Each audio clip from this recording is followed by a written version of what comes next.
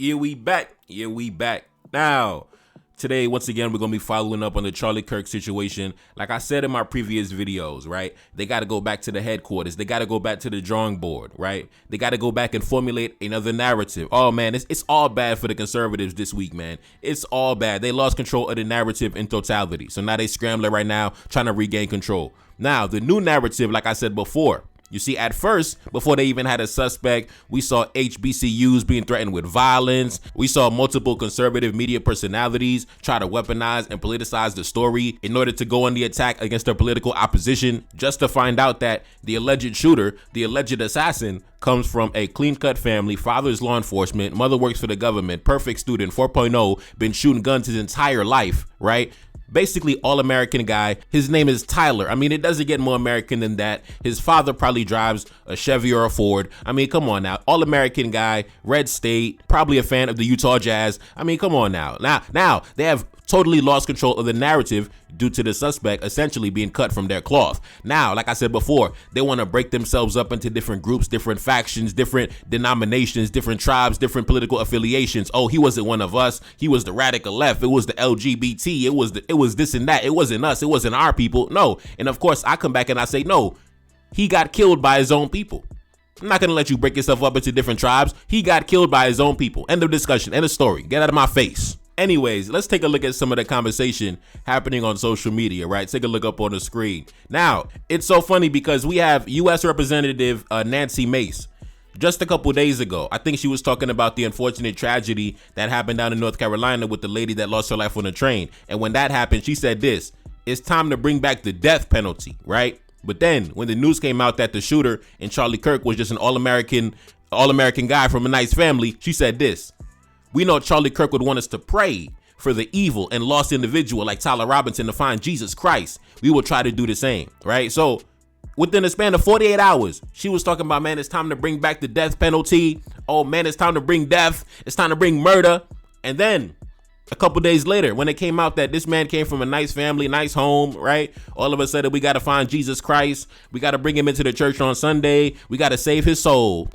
Let's continue. This person, Matt Walsh said this: yes, he was from a nice Republican family and he was radicalized into left-wing extremism, right? So now they have to acknowledge that, yes, he's cut from our cloth, came from a nice family, father law enforcement, Republican, all that, right? Utah, man, all that, all American, right? Great student. So now, like I said, they got to go back to the headquarters and come with a new narrative. So the new narrative is, yes, he came from a Republican family, but he was radicalized by the left-wing extremists. And you know, when it comes to me, I'm not going to play along with their delusions, right? They want to break themselves up into different tribes, different groups. They can do that, but I'm not obligated to play along with them, right? He got killed by his own people. I don't care about, oh, the left wing, the right wing, the Christian, the Protestant, the Catholic. Man, he got killed by his own people. Get out of here, bro. Anyway, let's continue. Matt Walsh went on to say, I cannot unite with the left because they want me dead. They will spit on my grave when I die and laugh in the faces of my wife and children, right? Now, keep in mind, he's talking about other white people. He's talking about his fellow white people, but he's trying to break himself up. Oh,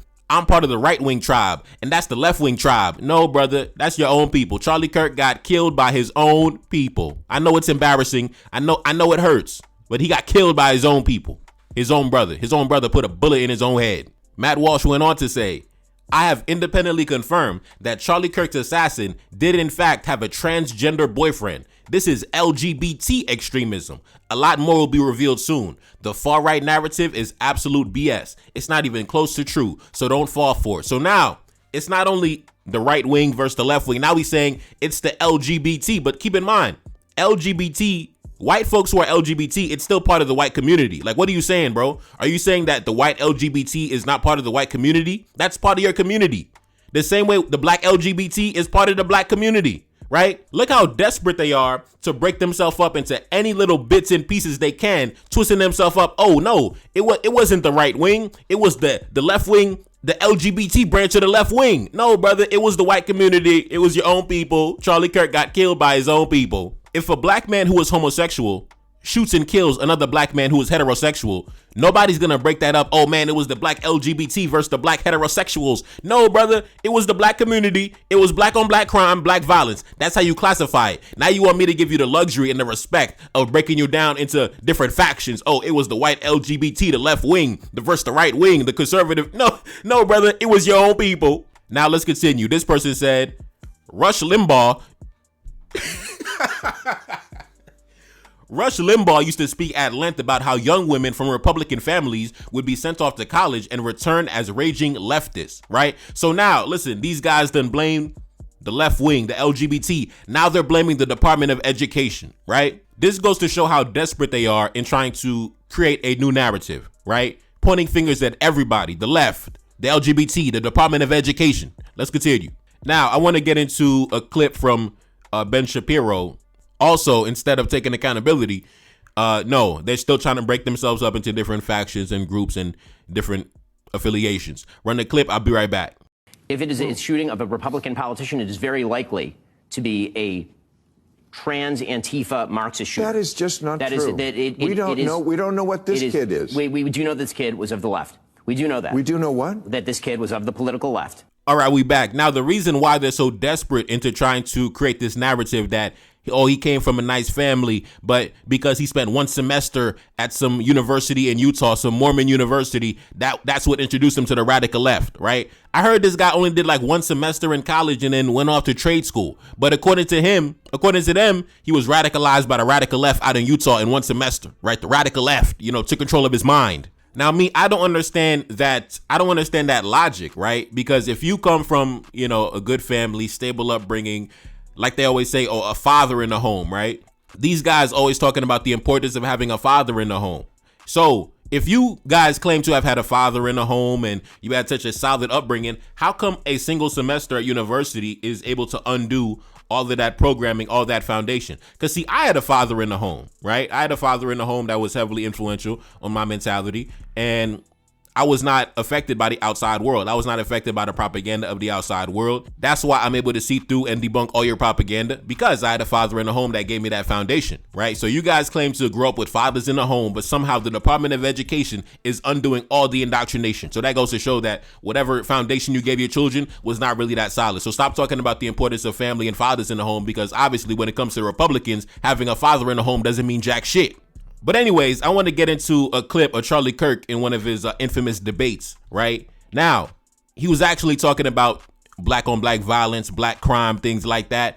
And in the clip, I'm going to show you, did Charlie Kirk break down the black community into different denominations, different factions, in the same way the Republicans and the conservatives are desperately trying to do for themselves, right? Did Charlie Kirk give the black community the respect of breaking them down into different socioeconomic groups, religious factions, political factions, cultural factions, regional factions, right? Even when it comes to, light skin versus dark skin, educational achievement, right? Like all the different groups in the black community, did he give them the privilege of breaking them down into different groups and factions? I'm going to play a clip. I'll be right back. Is the number one cause of black death in Chicago. Are you serious? Other blacks killing blacks. Are y'all saying other blacks? Yes. Other blacks killing blacks. Other blacks killing blacks. All right, we back. Now, when Charlie Kirk was walking the earth, he didn't give the black man the respect of acknowledging the various factions in the black community, right? The Christians, and even within the Christians, you have different denominations. The Muslims, even within the Muslims, you have different denominations, right? The heterosexuals, the homosexuals, the educated class, the working class, the conservatives, the liberals, the libertarians, the capitalists, the socialists. We have an endless amount of different denominations, different groups, affiliations, tribal factions within the black community, just like they claim to have, right? But for some reason, when it comes to us, that doesn't get acknowledged, right? When it came to Charlie Kirk, he said, listen, it's just blacks killing blacks. Right? We don't care about the individuality of blacks. It's just blacks killing blacks. So now you want me to give you the individuality as a white man? No, brother. It's just whites killing white. It's just your own people killing your own people. That's all, bro. It's just white criminality terrorizing your own community. That's it. I don't give a damn about your little tribal groups. I don't give a damn about your political affiliations. I don't care. I don't care, bro. The right wing, the left wing, the conservative, LGBT, the Antifa, I don't care. You killed your own people. Charlie Kirk got killed by his own people. I don't care about your little factions. But since he wants to talk about blacks killing blacks, take a look up on the screen. Based on a 2019 analysis of the FBI data, approximately 81% of white murder victims were killed by white offenders. And since white males are involved in the vast majority of the homicides, the percentage of white murder victims killed by white males is only slightly lower, right? So basically what they say is that the vast majority of all whites who fell victim to murder fell victim at the hands of a white male. And only a tiny percentage fell victim at the hands of a white female, right? So the white males are the #1 killers in the white community. So that's why I don't understand why Charlie Kirk spent all of his time talking, oh man, the blacks killing blacks, blacks killing blacks. Bro, the #1 killer in the white community is the white male himself. Now let's continue. Please. I want you to tell me, why is it that black Americans are 13% of the population, yet they commit 55% of the murders? All right, we back. Now, let me tell this murder victim, let me debunk this murder victim real quick, right?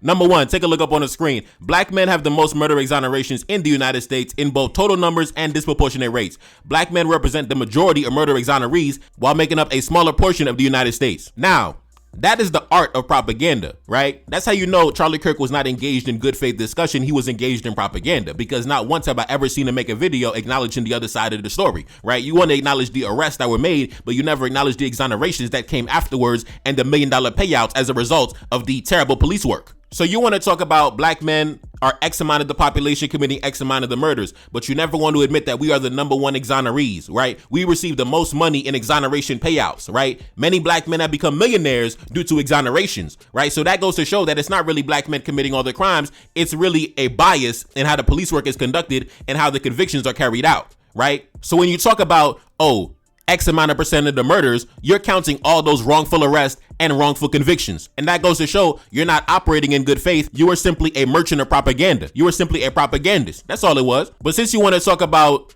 population percentage and who's committing certain crimes, take a look up on the screen. Like I mentioned in my video today, when you look at the data on who gets arrested for example, child pornography, right? 98.8% were men, 77.1% were whites, 12.8% were Hispanic, and 5.8% were black, and 4.3% were other races, right? Now, take a look up on the screen. Based on recent U.S. Census data, approximately 29.1% of the U.S. population are non-Hispanic white males. This is an estimated percentage calculated from the 2020 census figures, right? So, white males make up 29% of the United States population, and they are 77% of those who are sentenced for child pornography.